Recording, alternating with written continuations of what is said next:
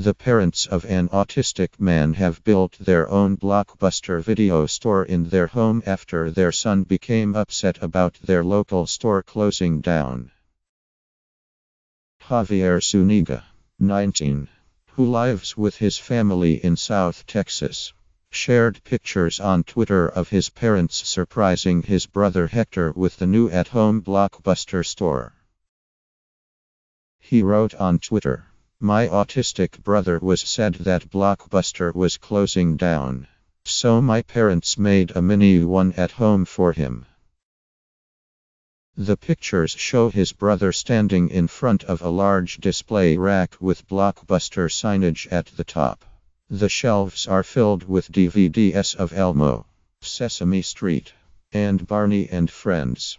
Their father is holding his hands over Hector's eyes in one picture, ready to surprise him. His brother is seen smiling in another photo. Mr. Zuniga told KDVR that his older brother is nonverbal, but that he was smiling and clapping and laughing with joy when he saw the mini store, which was stacked with his favorite things to watch. His father, also called Hector, told the Huffington Post that he and his wife have been taking their son to their local Blockbuster since he was 13. When they heard the store would be shutting down, they bought up some of the stock and the signage to build their own version at home. Mr. Zuniga said the staff at Blockbuster knew how important the store was to Hector, and helped to put certain items aside him to buy when the store started to sell its inventory.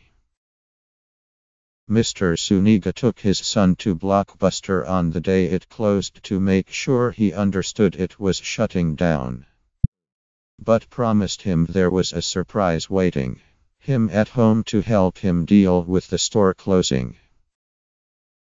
"It's hard for my son to express emotions," Mr. Zuniga told the site, "but when he saw the room at home, his eyes were as big as saucers.